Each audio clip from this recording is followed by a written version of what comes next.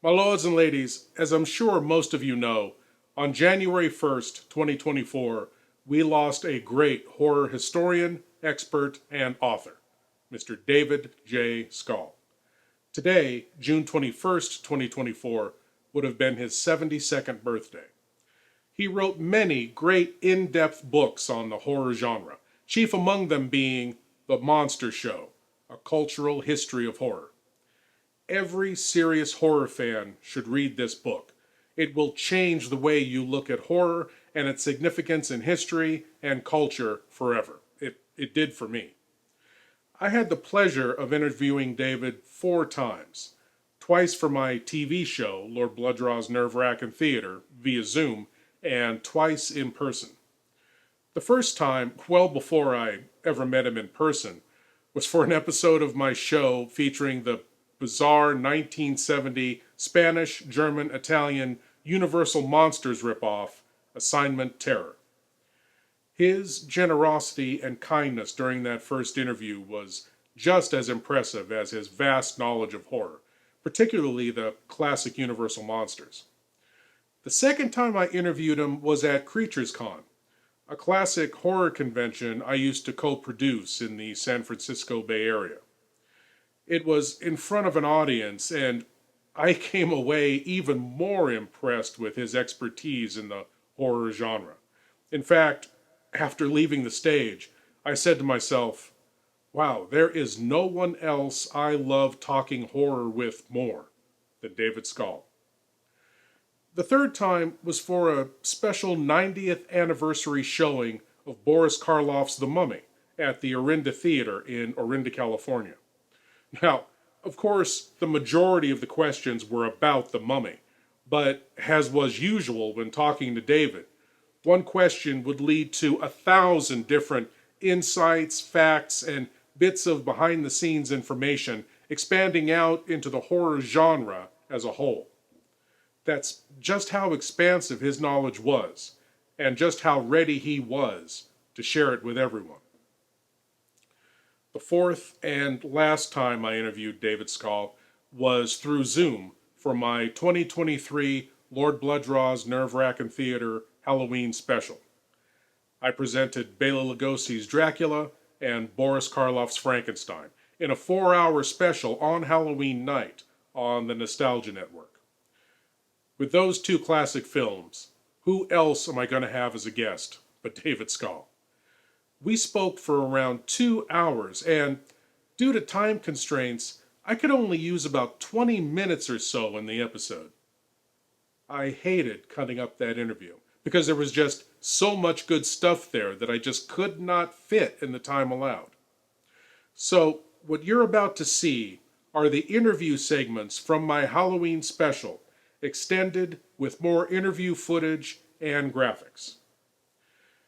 If you're a fan of Dracula, Frankenstein, Universal monsters, and horror in general, I'm sure you're going to learn some things that you never knew before.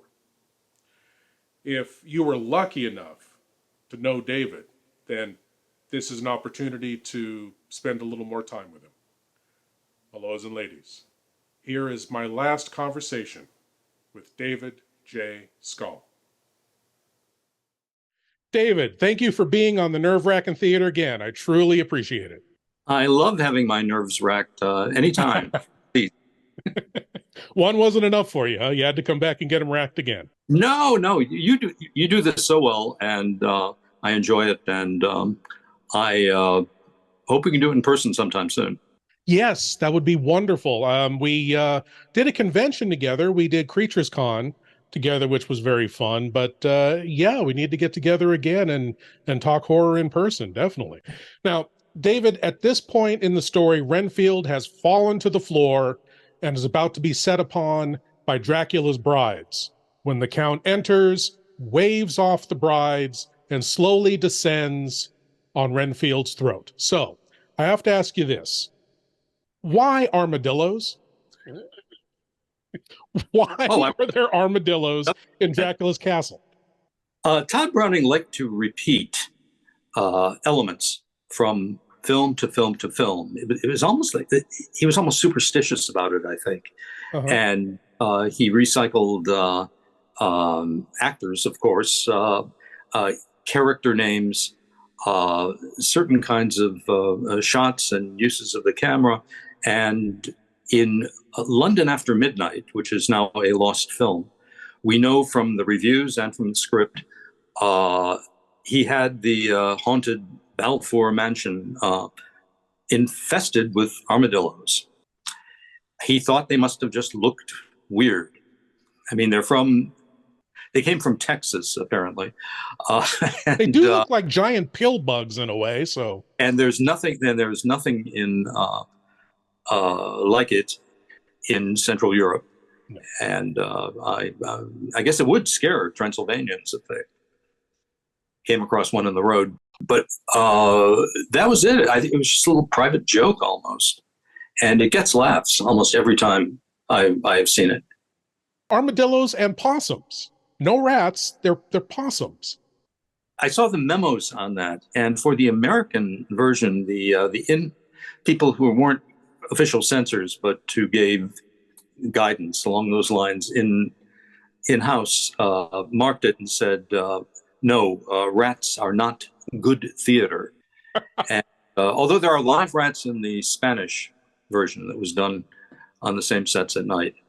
And today, nobody worries about rats, and possums never do stand-ins. So this being the first supernatural horror film made in the United States, the censors decided, okay, a real vampire, that's fine. Rats, that's a bridge too far. Yeah, and there was not a rule book exactly. The production code had been written. It was not really enforced. There was no enforcement mechanism.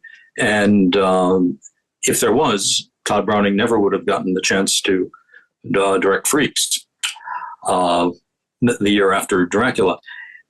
But they could be cautious and they could be reckless, and at the same time, and the whole subject of pre-code, the code really kicked in about 1934. Mm-hmm. And that's when we got the golden age of Hollywood censorship, which is a lot of fun to read. Whole books have been compiled with the back and forth between the censors and the studios. Even with script development, they would get involved from the very beginning. They were fairly easy on Dracula.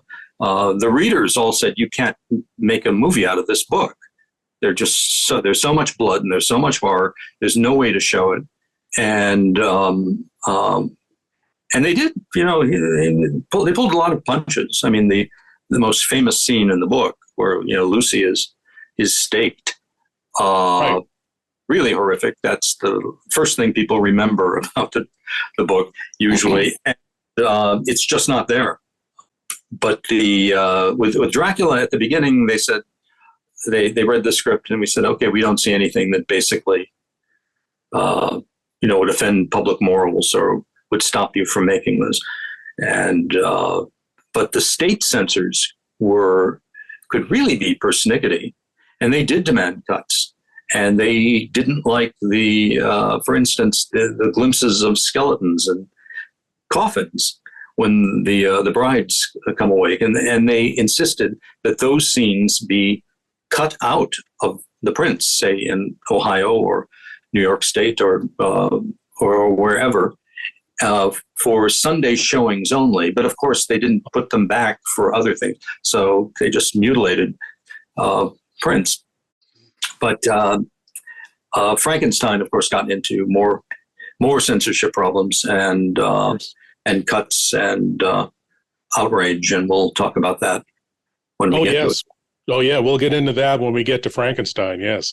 Well, we'll be back with more Dracula and more probing questions like the armadillo one with David Skal after this. David, we've just gotten a taste of the performance that would haunt audiences and Bela Lugosi himself forever. Oh, yes. It really was both a blessing and a curse to him, wasn't it? It really was. He had a success in the Broadway stage version of Dracula.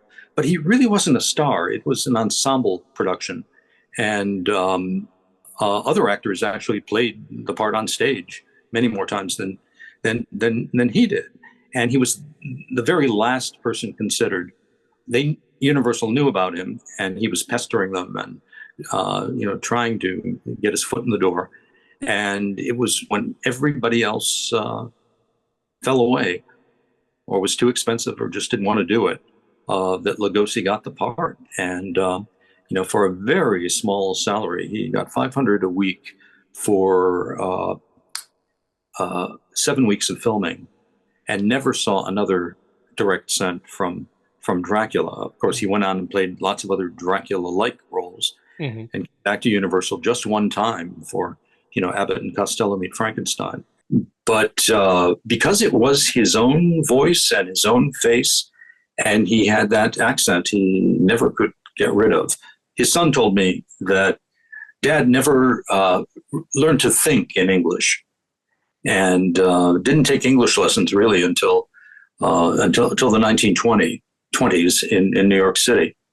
And but that's where that kind of deliberate manner of speaking comes from. Translating as he's speaking. Very deliberate manner of speaking, right? And and it's one of the most recognizable voices in movie history.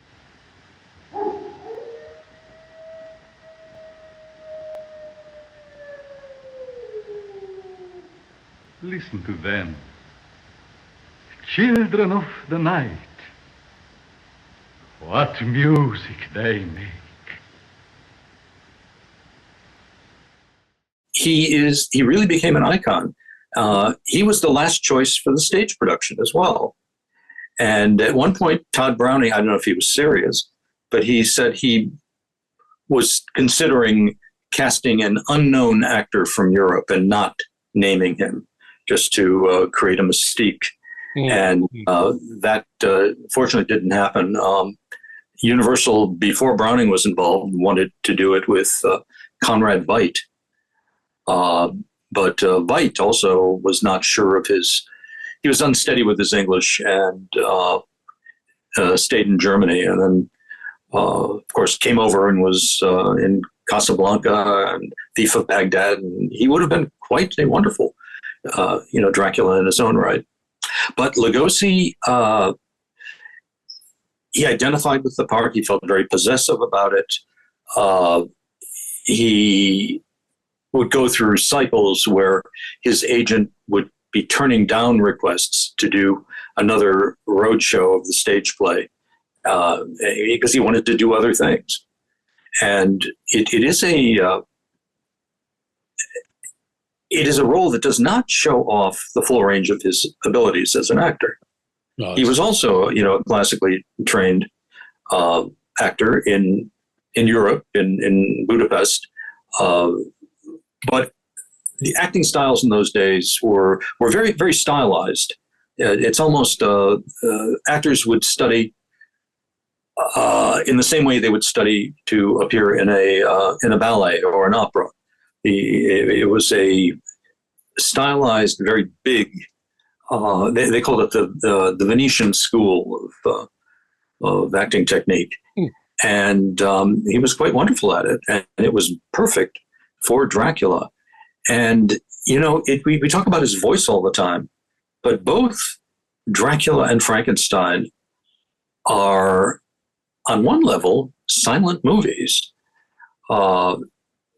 Dracula was released in a silent version, and Karloff is doing a pantomime performance, basically. Oh, yes, with himself, and it's right there on the cusp of silence and talkies.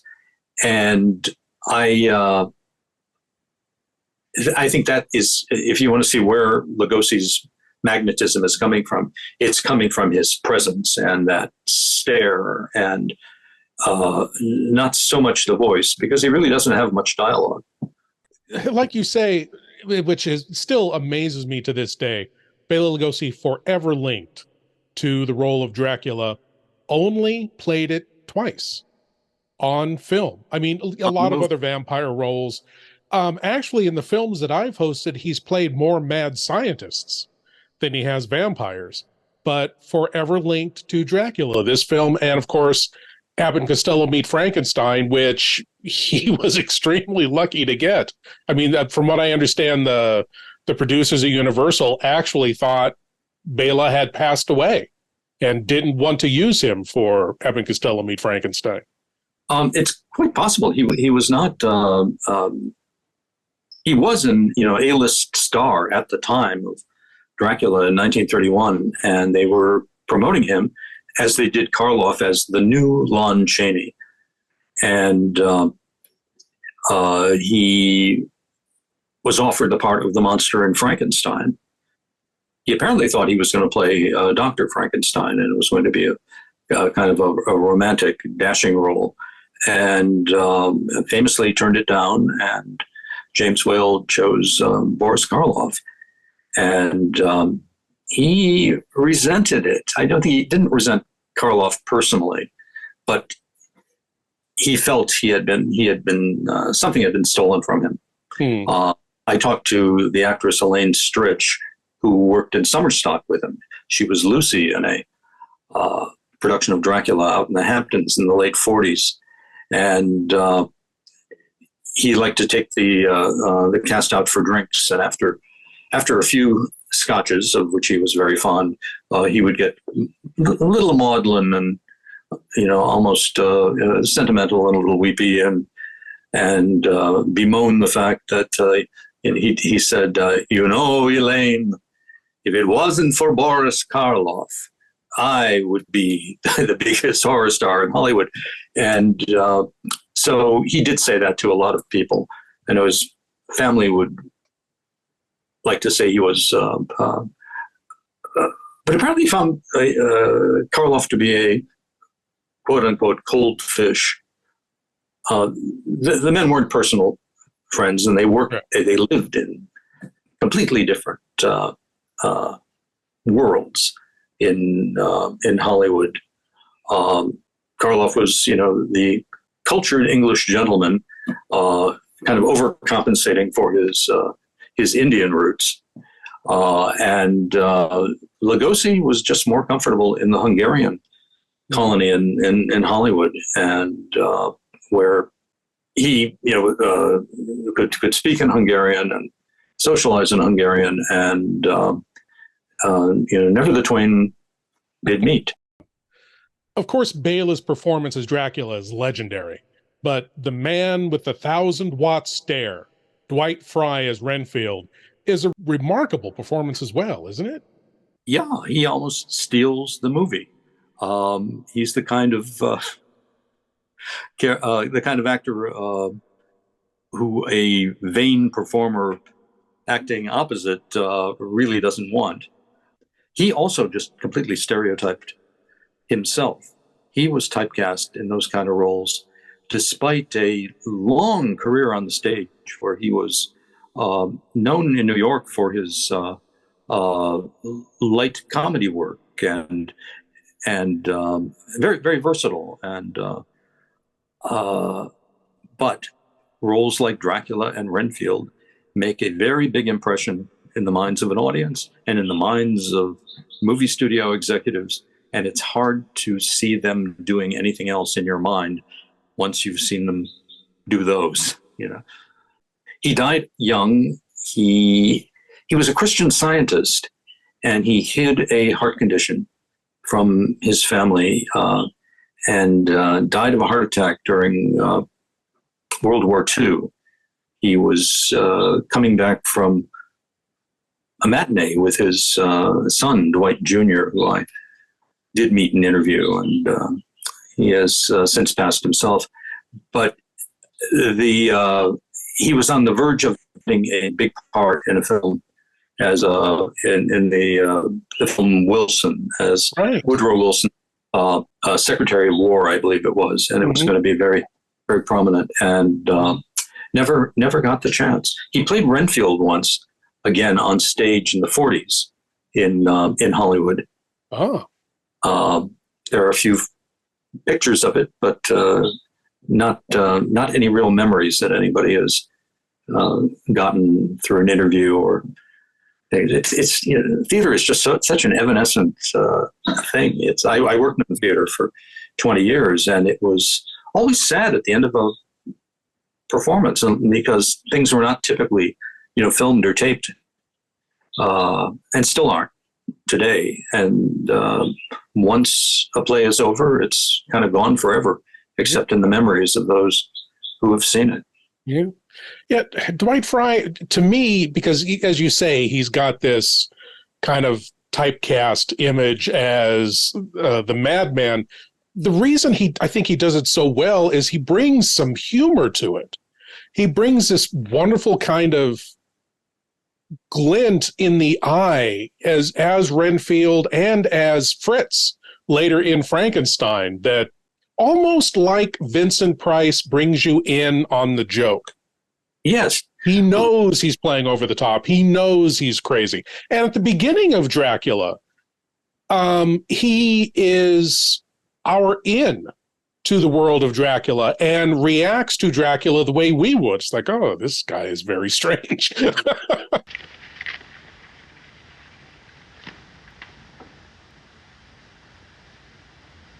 I have chartered a ship to take us to England. We will be leaving tomorrow evening.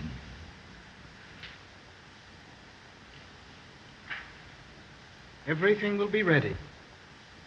You can see it in Frankenstein. I'm not sure whether it was Fry or James Whale who decided he should stop coming down the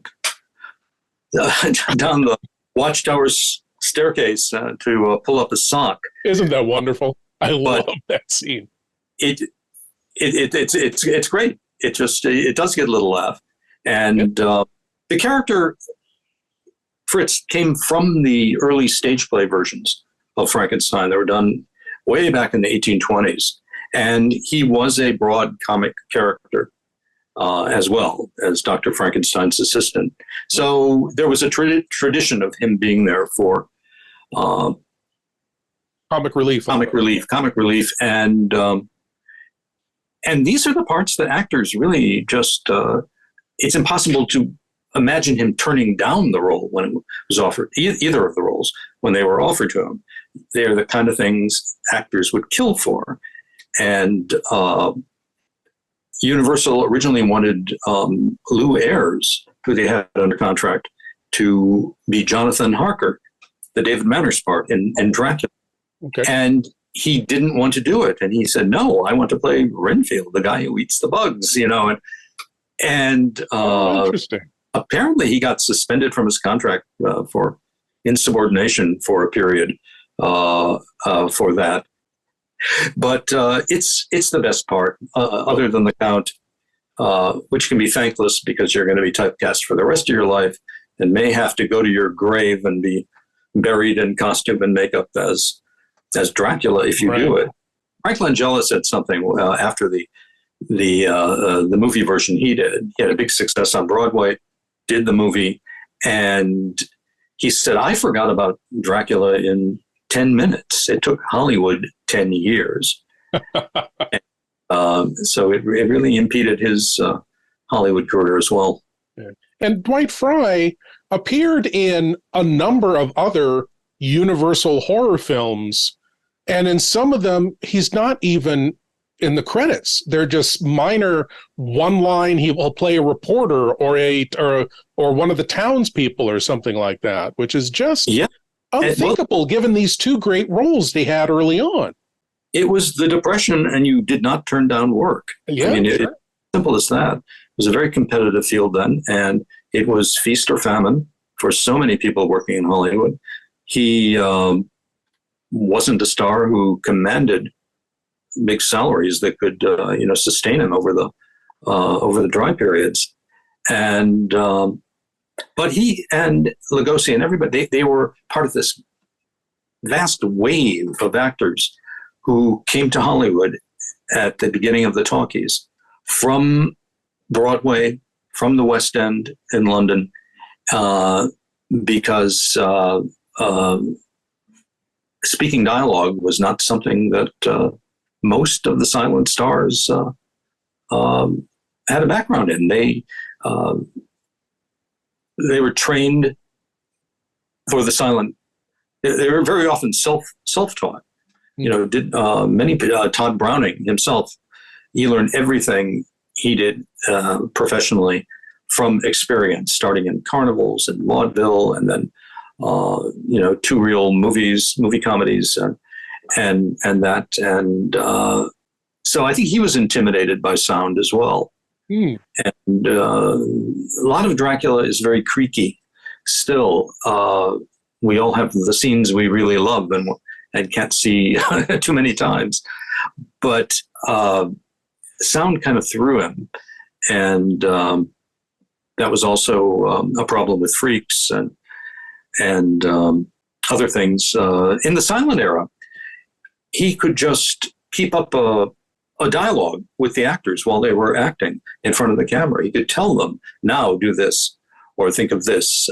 He could have musicians on the set. He could, create any kind of atmosphere. He was involved in every aspect of the production.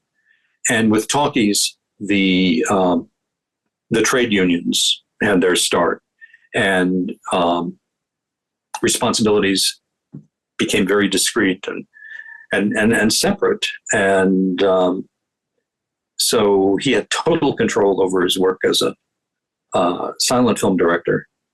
The unknown, I think, is the best thing he ever did. Edward Van Sloan, who plays Professor Van Helsing, had a unique niche in the Universal Monsters films, playing almost the same character by different names in a number of films. And he was also a much younger man than he played in most of these films. Oh, yeah, he was in his 40s. He comes across as an ancient senior citizen. A voice of wisdom. Voice of wisdom. But his hair was powdered and he was made up to look older. He also was in the original Broadway stage version of Dracula, as was Herbert Bunston, who plays Dr. Seward. Something that I came across recently in one of Todd Browning's personal scrapbooks was a telegram from Edward Van Sloan telling him that he had just seen Dracula in New York, and it registered great, and congratulating him on it. And he was the only performer who thanked or congratulated Browning that we know of. Well, he was apparently a professional, and in The Mummy, he kind of reprises Van Helsing. The whole movie, The Mummy, is kind of a remake of Dracula. Oh, yes. All the same elements. This ancient monster who comes back from the dead to possess a young woman, and the older, wiser man who knows how to defeat it. And they even brought back David Manners as the young male lead. And in Frankenstein, Professor Waldman, who is again the voice of reason. This creature of yours should be kept under guard. Mark my words, he will prove dangerous. Dangerous? Poor old Bauman. Telling the doctor, destroy him, before he destroys us. And it was a thing he did very well. Not the kind of part that's going to get you typecast forever, but you got used to seeing him doing that kind of thing. That's right. And, speaking of David Manners, he told me and at least two other interviewers in his life that Browning didn't direct a single scene of his in Dracula, and he thought of him as a figure in the background, in the shadows somewhere, and that Karl Freund, the cinematographer, actually directed all of his scenes. And Freund, like so many people in Hollywood, came from Europe and with shaky English. So Manners told me that he had a translator on the set, a Teutonic gentleman, very formally dressed with white gloves, who would hold the script and do all the translating for him. Well, let's watch Edward Van Sloan as Professor Van Helsing try to convince the doubters that vampires are real.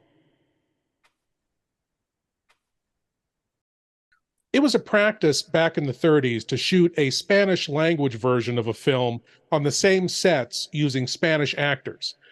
There's a Spanish language version of Dracula that was thought lost for years until you were able to find it. Tell us about that. Yeah, in the silent era, half of Hollywood's revenues were coming from overseas, and talkies presented a problem. What do you do? Dubbing at the beginning was considered cheating, and the novelty and attraction of talking pictures was hearing actors actually speaking in their natural voices. So during this transitional period, there were a number of foreign language versions of selected films. It wasn't done across the board, but some in French, but most of them were in Spanish, because that was Spanish-speaking countries were the biggest foreign market of them all. In my book, Hollywood Gothic, I recount the story of this. I became kind of obsessed with the film. I first read about it when I was a kid in Famous Monsters magazine, and it seemed to be lost forever. And later on, before I even started writing film books, I found out that there was an incomplete print of it at the Library of Congress. One of the reels had disintegrated from nitrate decomposition. And so the film really, and it was a crucial transitional part of the movie, and there was no way to bring it back. Nobody saw any possibilities for it. And so I went to the Library of Congress, and they put the damn thing on a moviola for me, and I watched it several times, and I said, my God, this is actually better in some ways than the Browning's film. From a directorial point of view, the Spanish language version is a better film. I mean, it's much more cinematic than the American version. And it turns out it was actually a kind of a rival film. There's a wonderful, charming love story, actually, that is behind all that. Paul Kohner was a right-hand man to Carl Laemmle Sr., and everybody thought that he was going to take over the studio when Laemmle retired. And in the meantime, he was in charge of a number of films. He was the executive behind The Man Who Laughs. And then when they started doing the foreign language films, he was part of that and foreign distribution. And he wanted to do the English language Dracula himself, and was as shocked as everybody else was when Laemmle gave the studio over to his son Julius on his 21st birthday, and really muscled Kohner out of the picture. He wanted to do Dracula with Conrad Veidt, and was really thought he could do it in a sumptuous way, very much like The Man Who Laughs. And it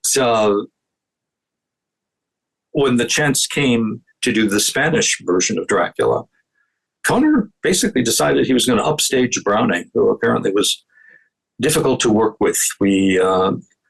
Kohner died just before he was going to give an interview to American Cinematographer magazine that would have laid out the entire soap opera with Dracula and his rivalry with Todd Browning, and it never came to pass. But I decided I wanted to write a book about this, and approached Lupita Tovar Kohner, his widow, and she was just so welcoming and cooperative.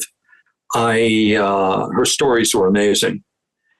She didn't know much English at that time she made the film, but by the end of her life, she could speak 5 languages fluently.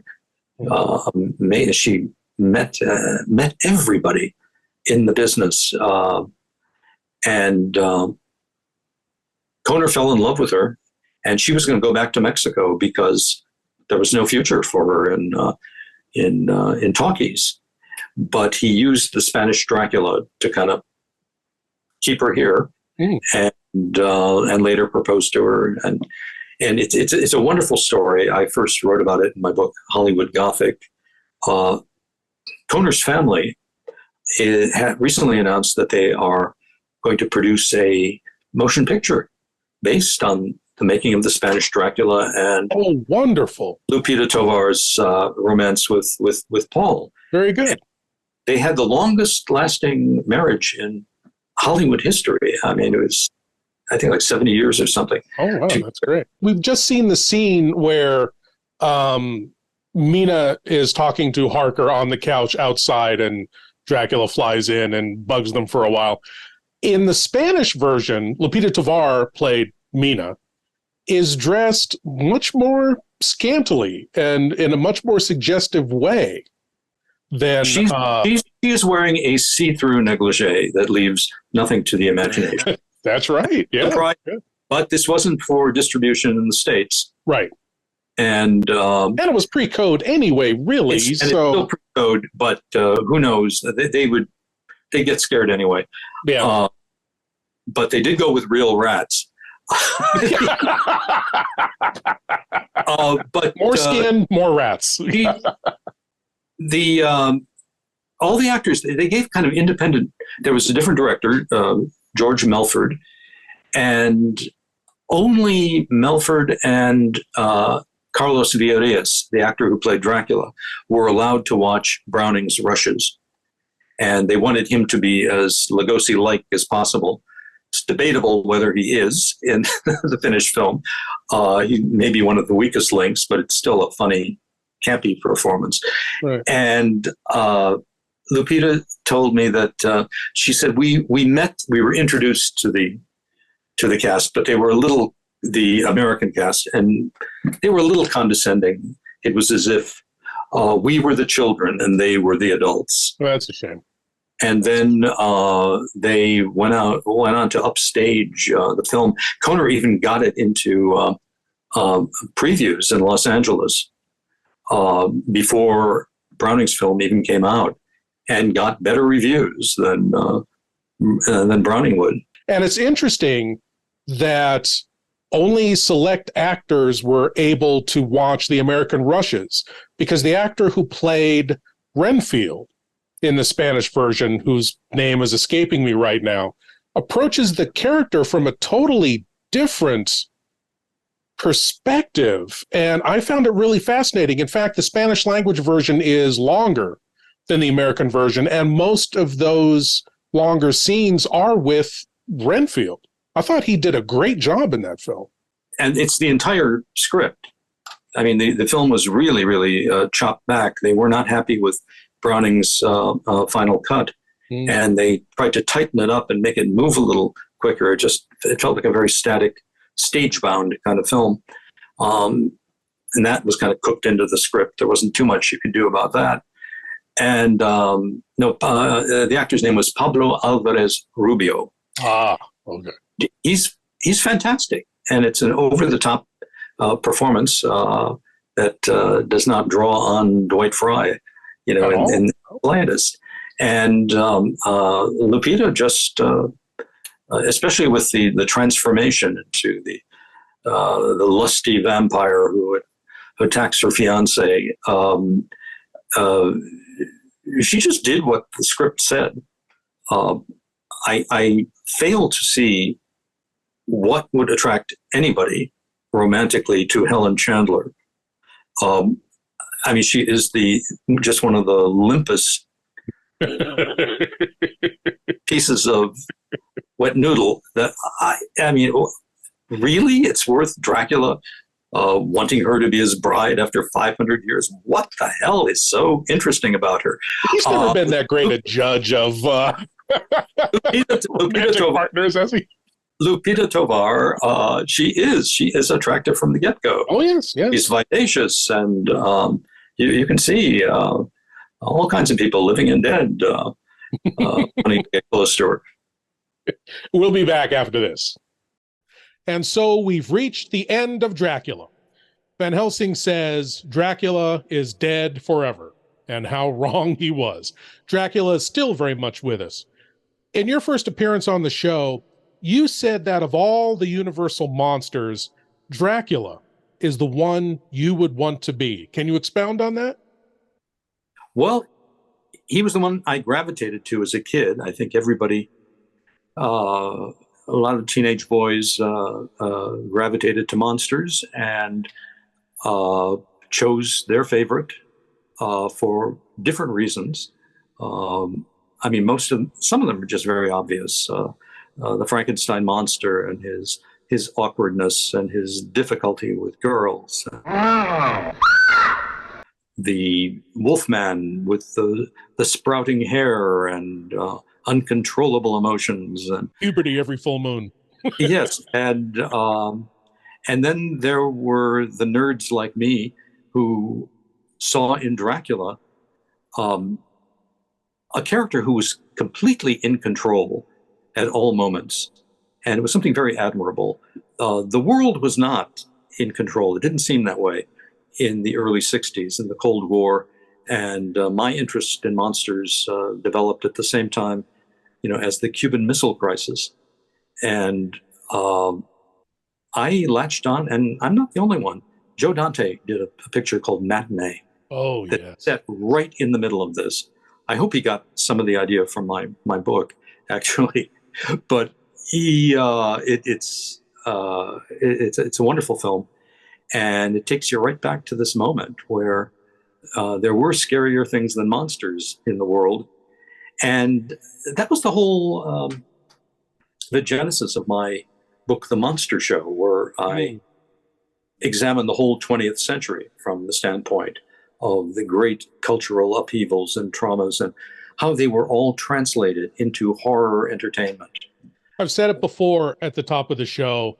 It is the book every horror fan should read. It is just a fantastic perspective on what the genre of horror means to individuals, to a society. It's fantastic work. Thank you very much. It's celebrating its 30th anniversary in print. Fantastic. Right now. And in fact, I'm going to Spain, where a beautiful deluxe edition of it is being brought out for its 30th birthday. And I'm doing a 3-city book tour with it. And Spanish language readers seem to like my books as much as Spanish audiences like the Spanish Dracula back in the 30s. Yeah, I think monsters basically tell a secret history of modern times, and I think I do a good job of explaining why I think that way. Not everybody does. There are people in monster fandom who think I take all the fun out of monsters, or I think they're all about sex, or well, they are all about sex between you and many of them are. I mean, come on. I mean, it's a thinly veiled secret that, yeah, there's a lot of sexuality, sensuality involved in the monster mythos, especially the classic monsters. They are, and that's they appeal to every human emotion and motivation and failing. I mean, they're just they're extraordinary, and I refuse to think they're just as escapist entertainment or just because they're cool. They are cool, right? Of course, they do mean things. Yes, but then again, sometimes a mummy is just a mummy. Moving on to our second feature, Frankenstein, starring the great Boris Karloff, and we'll have more with our special guest, David Skal, after this. David, I've got to say, in my opinion, and I don't think this is a controversial opinion, Frankenstein is a superior film to Dracula. I mean, Lugosi's performance is wonderful, as is Dwight Frye's, and Edward Van Sloan is his dependable self. but Frankenstein is far more cinematic, and that's all down to the director, James Whale, isn't it? I think so. It came together in the same kind of haphazard way by way of the theater. There was going to be a Broadway production of Frankenstein that was adapted by John Balderston, who adapted Dracula. And Universal had such a hit with Dracula that they decided to buy out the Broadway rights and go straight to a movie with it. And the French director, Robert Fleury, originally was assigned to it, and he wanted to use Lugosi. And that all fell apart. There was a test reel that was done with Lugosi and a makeup that people still speculate about because nobody took a picture that? With Jack Pierce. He maintained that it essentially was the same makeup that Karloff wore. Others have said that no, it was more like the golem, that he had clay-like skin and a broad wig. And that would have made sense for Universal to look at a silent film like the golem. They looked at Nosferatu for Dracula. Lugosi's only comment was, I'm an actor, not a scarecrow. And he claimed credit with bringing Karloff to Universal's attention. That's not true. That's what I understand. But it made him feel better in later years. But it was Whale who had a much more refined theatrical sensibility. I mean, he came out of the West End theater. He was also a set designer and an artist. And he brought all kinds of qualities to Frankenstein that Todd Browning never would have been able to bring to Dracula. Browning probably could have done a good job with the Fleury script, which was really blood and thunder and big melodramatic moments. The monster was not sympathetic in that first script. Whale wasn't involved from the very beginning, but he seems to have overseen some of the final revisions, in which allowed Karloff to really kind of break through the makeup. So it's funny. Think of Dracula, a flawed film, not a cinematic masterpiece, a very important film, one of the most influential films ever to come out of Hollywood. But had it not been made, had these two films not been made in the way they were at the time they were, the whole history of Hollywood would have unfolded in a different manner. And some of the biggest talents may not have come to make their biggest films. I mean, people like, Steven Spielberg, they got their start as kids, reading famous monsters and producing backyard movies. And there's something about the energy of these monsters that keep people going. A makeup artist like Rick Baker and all the Oscars, the same thing. I was part of that same generation too. There were a lot of us, and most of us did not become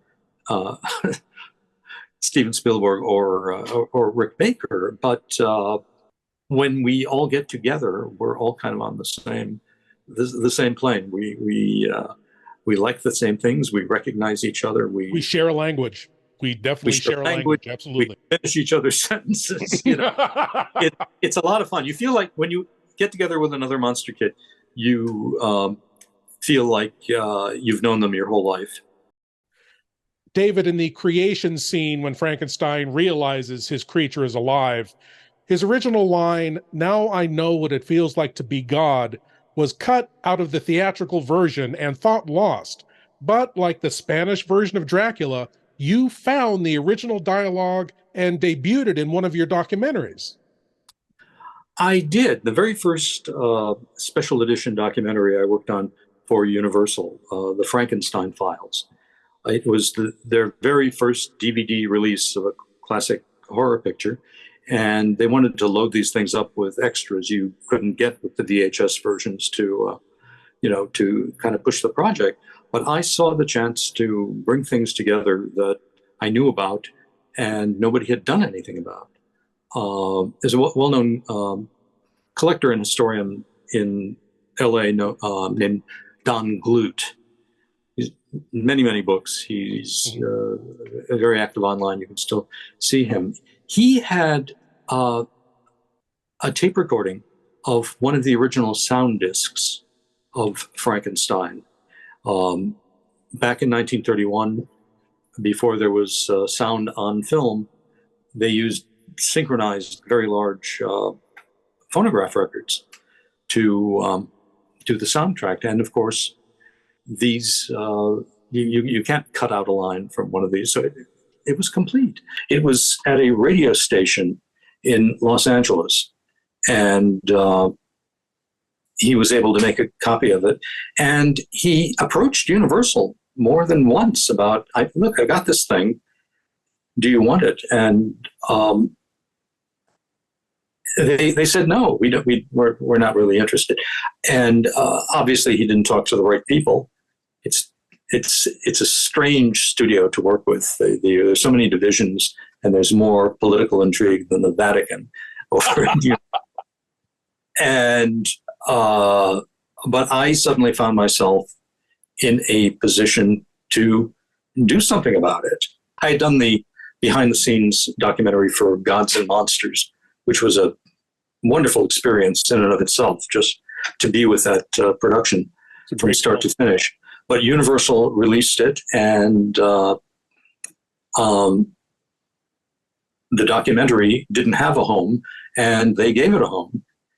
And and they liked it so much, they said, we're going to do all the classic horror films on DVD now, and would you like to do The Mummy for us? And I said, hell no, I'd like to do all of them for you. And very good. And they said, well, there's going to be this one and this one and this one and this one and this one and this one. And if we give you $500,000, what do you think you can do? A lot, I think. I had never budgeted anything of this scale. I mean, and so it was a real opportunity to do something. I could have taken more money for myself, but I didn't. Some people think I'm crazy. Sometimes I think I was crazy not to do that. But I went to Don and arranged for him to get a fee for the use of it, and I cut it into the documentary, to our first cut of it, under the opening credits. So this is like the very first thing people are going to see with the Universal Monster DVDs is Colin Clive, instead of being covered by a thunderclap, says, "In the name of God." Now I know what it feels like to be God. And that was considered too much in 1931, especially by the Catholic Diocese of Los Angeles, which had a lot of sway over the studios. And so it was cut, and the scene where little Maria drowns was cut, making it seem worse than it actually was. Absolutely, yes. Now it looks like he's attacked her and killed her. There's still one piece of that scene that was not found, and there was a scene of her coming up for air for one last time and sinking. But it's too much probably to ask for that to ever be found. But actually, the cuts got Universal a lot of publicity in 1931 too, and a lot of coverage, and people got the idea that, oh, this is something that somebody doesn't want us to see. What better way to get a kid to read a book, or That's right. or beat a path to the local movie palace. Well, we'll get back to Frankenstein and get our very first glimpse of the iconic face of the monster after we face these dismal commercials. We're about to return to Frankenstein, but first, we have to talk about the iconic design of the monster. The man who did the makeup was Jack Pierce, who would go on to do the makeup for most of the Universal monsters. But the director, James Whale, has said he was largely responsible for the look of the monster. Was it a collaboration? Was it mostly Pierce? What do you know about that? I don't know if Whale actually took credit to that degree. He was certainly there as it was developed with Karloff. Karloff had to submit unpaid to a couple of weeks of makeup tests with Jack Pierce, and Karloff wasn't even signed to the film until it was a week into production. I was really that was interesting to know. I think they just dragged their heels. They knew he wasn't going anywhere. I think Whale did have a lot to do with it, because as a designer and he's just kind of steeped in the art world and art trends of the time, unlike Jack Pierce, would have known about things like cubism and constructivism and the lines of Art Deco and Art Moderne, and because that's what the monster looks like. I mean, it's really a stylish piece of work. And Jack Pierce, from what I understand, was kind of a prickly character. I know famously Lon Chaney Jr. did not get along with him when he did the makeup for the Wolfman. And Elsa Lanchester said that he was almost like a mad scientist himself, that when you entered his kind of makeup laboratory, you did not speak to him first. He would speak to you first. You just walked in, you sat down. If he spoke to you, great. If not, he just went about his work. Kind of a mad genius in his own right, apparently.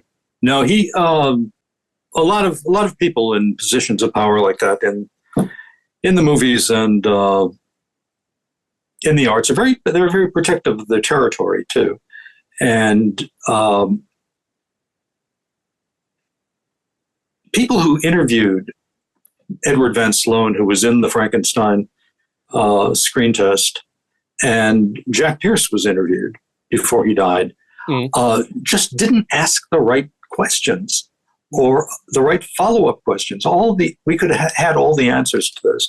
Sure. Forrest Ackerman went with a young writer to Edward Van Sloan's house not long before he died. He lived in San Francisco, and they had a long talk and just these specific questions. He did say something about the golem look, but there was so much else that could have been explored. And all that Jack Pierce said, I believe, is that Lugosi thought his ideas were better than anyone's, but didn't go into. I think at one point he said that it was basically the same makeup I did for Karloff. I'm not sure that I believe that.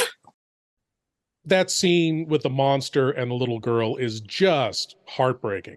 And I understand it caused some friction between Karloff and James Whale. Yeah, they both seem to have had different conceptions of the scene. Karloff, in his telling of it, said that he thought the monster should associate the little girl with the floating flowers. And when he ran out of flowers, thought he would just lay the girl on the surface of the water and that she would sink. And Whale wanted something else. He wanted the monster to lift her up over his head and just throw her into the thing. And they ended up with kind of a compromise where Karloff kind of, he doesn't lay her in the water. He is standing and he kind of tosses her, but it's kind of half-hearted. So arguably the scene didn't work the way anybody wanted to, and that could have also been part of cutting it. There was, a censorship outrage about it, but by ending with the monster reaching for her and a slam cut practically to the father carrying her limp body through the streets. That's so much worse. It's horrible. He's killed her. So by trying to fix something, they made it much more offensive than it could have been. That without that look of sorrow and panic that the monster has as he's It looks like he's running away from the lake for help. My God, what have I done? Without that, it's just such a brutal thing for the monster to have done. But at least we have most of the scene back, at least the way it was released. Yes. That doesn't mean it necessarily was the way Karloff wanted it or the way that Whale wanted it. Yeah, that's true. Well, we have what we have, and we'll get back to what we have after this. And so ends the classic Frankenstein. And now the ending we've seen isn't really the original ending, is it? I think it really ended with just the windmill burning. We've already seen Frankenstein have his back apparently broken. It's a very flexible dummy that hits the windmill blade, and the monster is clearly meant to be dead by the flames as well. And the villagers have their torches up, and that's the end of a monster movie. And they had been doing tests of the film, test audiences, and realized they had a real hit. This was something really unique. People absolutely responded positively to it, and suddenly realized they'd be pound foolish not to leave the door open to a sequel. So Colin Clive got to live to do it again. It would take 4 years, but he would do it again. Well, David, I want to thank you so much for being here in the Wrackin Theater, and tell us about what you've got coming up and where we can find out what you've got going on. Oh, well, if you follow me on Facebook, as 4,000 people have chosen to do, I will be making announcements about the 2 new versions of my Todd Browning biography, Dark Carnival, that I co-authored with Elias Savada. It's been out of print for a long time, and people have complained that they can't get a hold of it. Well, it's been massively rewritten and expanded. There will be 2 versions, one a deluxe limited edition, numbered and signed, from Centipede Press early in 2024, and followed by a permanent reading book edition from the University of Minnesota Press next year. And I have incorporated a lot of the new research I did for the Criterion collection of Todd Browning's sideshow shockers, The Mystic, the Unknown, and Freaks. I've done all new audio commentaries and extras. I can guarantee you there are things you never knew about Freaks and the Unknown and Joan Crawford, and it's wonderful. Browning is still a very enigmatic character. It's there as a nifty box set and a stocking stuffer for those who like those things. And this is coming up. That's right. Yeah, and this is also the 30th anniversary of The Monster Show. I'm lucky my books stay in print for as long as they do. Most authors of this kind of stuff don't get to revise and expand and correct, their books. And, once you publish a book, that's when people start coming out of the woodwork with interesting historical details and anecdotes that you would have killed for.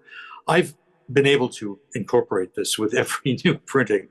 I drive my publishers nuts sometimes. And I believe your website is monstershow.net. Yes, which always needs updating. And by the time this appears, some of these new projects should be reflected on there. So very see good. you there. Very good. Well, my lords and ladies, check out what Mr. David Skal has going on at monstershow.net. And once again, thank you for being here in the Wrackin Theater, Mr. Skal. Thank you so much. This was so much fun. Let's do it again soon. You got it. Thank you. Always a pleasure.